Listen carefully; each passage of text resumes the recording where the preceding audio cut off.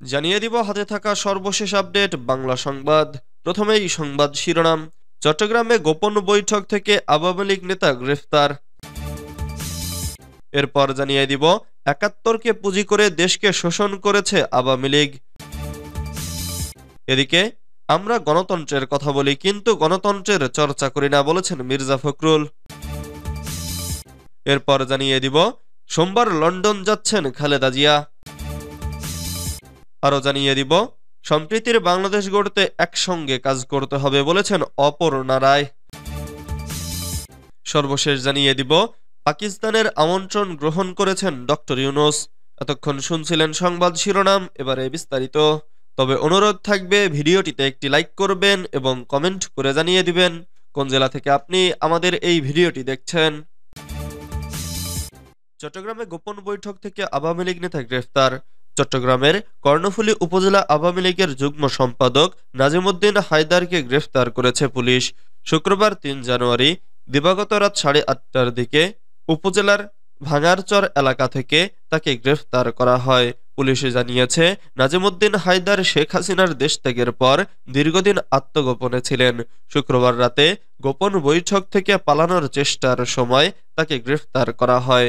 কর্ণফুলী থানার ভারপ্রাপ্ত কর্মকর্তা মোহাম্মদ শরীফ বলেছেন, গ্রেফতার নাজিম বৈষম্য বিরোধী ছাত্র জনতার ওপর হামলার ঘটনায় দায়ের হওয়া মামলার আসামি।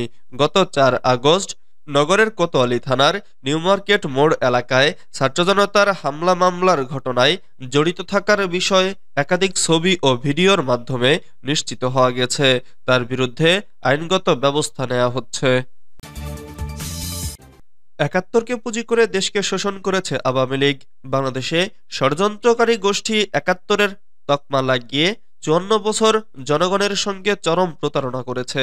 ৭১কে পুঁজি করে মূলত এই দেশকে আওয়ামী লীগ শোষণ করেছে বলে মন্তব্য করেছেন জামাতে ইসলামীর আমির ও সাবেক এমপি অধ্যাপক মুজিবুর রহমান। তিনি বলেন, গণতন্ত্রের সঙ্গে ৭১-এর পরই তারা চরম বিশ্বাসঘাতকতা করেছিল। শেখ মুজিবুর রহমান গণতন্ত্রকে গলা টিপে হত্যা করে এদেশে সব রাজনৈতিক দল নিষিদ্ধ করে একদলীয় শাসন ব্যবস্থা বাকশাল কায়েম করেছিল।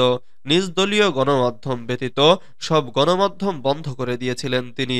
শুক্রবার ৩ জানুয়ারি বিকেলে ডোমরা থানা জামাতে ইসলামীর কর্মী সম্মেলনে প্রধান অতিথির বক্তব্যে এসব কথা বলেন তিনি। অধ্যাপক মুজিবুর রহমান বলেন, দুনিয়ার কল্যাণের সাথে আখিরাতের কল্যাণ নিশ্চিতে কাজ করছে জামাতে ইসলামী।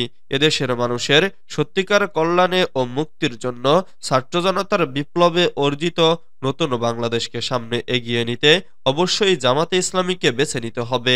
দেশের অধিকাংশ রাজনৈতিক দলগুলো ৩০ বছর কেবল নিজেরা ভালো থাকার চিন্তা করেছে। জামাতে ইসলামীর দেশপ্রেমিক নেতাদের বিরুদ্ধে মানুষকে মিথ্যা গল্প শুনিয়ে জাতিকে বিভ্রান্ত করা হয়েছে।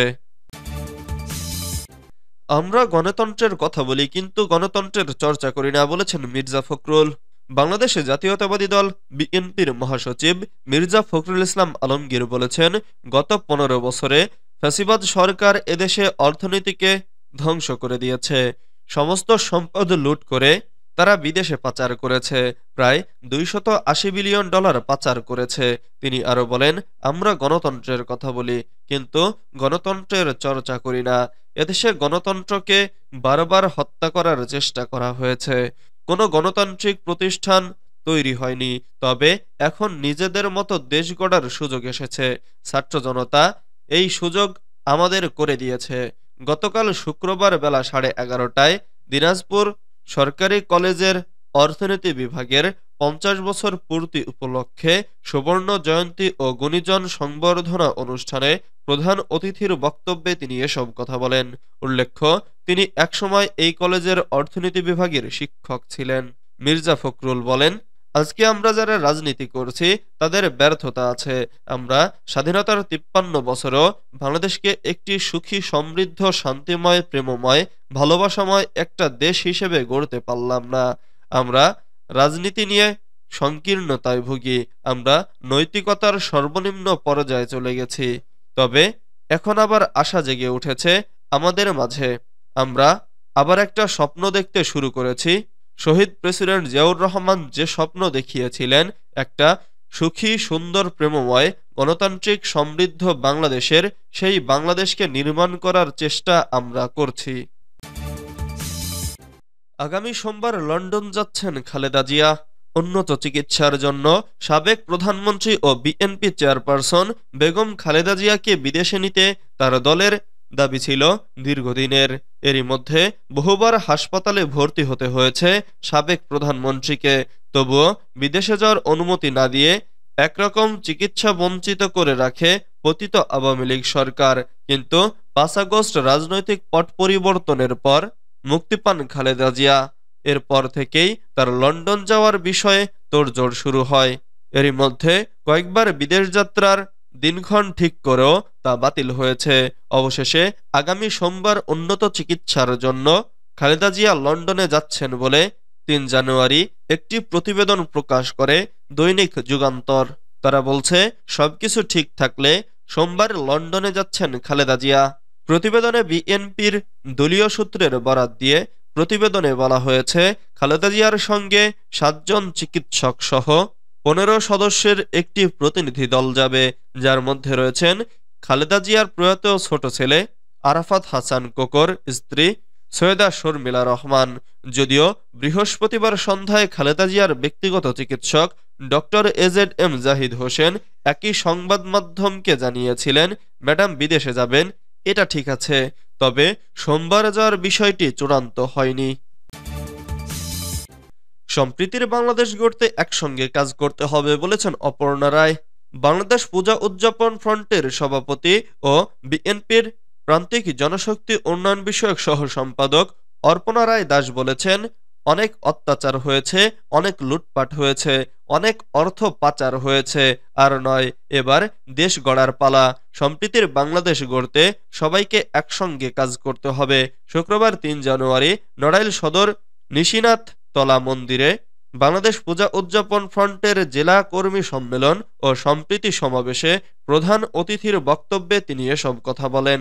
অর্পণা রায় দাস বলেন, কারো প্রচারণায় বা কারো পাতা ফাঁদে পা না দিয়ে বিবেক বুদ্ধি দিয়ে আগামী দিনে এদেশ গড়তে আমাদের কাজ করতে হবে। বিএনপি কখনো সংখ্যালঘু কিংবা সংখ্যাগুরুতে বিশ্বাসী নয়। বিএনপির ভারপ্রাপ্ত চেয়ারম্যান তারেক রহমান বলেছেন, এদেশে সবারই সমান অধিকার, সবাই বাংলাদেশী। পাকিস্তানের আমন্ত্রণ গ্রহণ করেছেন ডক্টর ইউনূস। ছাত্র জনতার ব্যাপক বিক্ষোভের মুখে বাংলাদেশের প্রধানমন্ত্রীর পদ থেকে ক্ষমতাচ্যুত হয়ে গত বছরের ৫ আগস্ট শেখ হাসিনা ভারতে চলে যাওয়ার পর পাকিস্তানের সঙ্গে বাংলাদেশের সম্পর্কের উন্নতি হয়েছে। ইতোমধ্যে বাংলাদেশের প্রধান উপদেষ্টা অধ্যাপক ডক্টর মোহাম্মদ ইউনূস ইসলামাবাদ ভ্রমণের জন্য পাকিস্তানের আমন্ত্রণ গ্রহণ করেছেন। সংবাদ মাধ্যম এক্সপ্রেস ট্রিবিউন এক প্রতিবেদনে এই তথ্য জানিয়েছে। প্রতিবেদনে বলা হয়েছে, পাকিস্তানের উপপ্রধানমন্ত্রী ও পররাষ্ট্রমন্ত্রী ইসহাক দার নিশ্চিত করেছেন, বাংলাদেশের প্রধান উপদেষ্টা অধ্যাপক ডক্টর মোহাম্মদ ইউনূস পারস্পরিক সম্মত তারিখে ইসলামাবাদ ভ্রমণের জন্য পাকিস্তানের আমন্ত্রণ গ্রহণ করেছেন। এতে আরও বলা হয়, আগামী মাসে পাকিস্তানের পররাষ্ট্রমন্ত্রী ইসহাক দার বাংলাদেশ সফর করবেন। আসন্ন এ সফরটি একটি যুগান্তকারী পদক্ষেপ, যা গত বছরের আগস্টে ভারতপন্থী সরকারের ক্ষমতাচ্যুত হওয়ার পর দুই দেশের মধ্যে উষ্ণ সম্পর্ককেই সামনে তুলে ধরছে। ২০১২ সালের পর পাকিস্তানের কোনো পররাষ্ট্রমন্ত্রীর এটাই প্রথম বাংলাদেশ সফর হতে চলেছে। এর আগে ২০১২ সালে সর্বশেষ পাকিস্তানি পররাষ্ট্রমন্ত্রী হিসেবে বাংলাদেশ সফর করেছিলেন হিনা রব্বানী খার।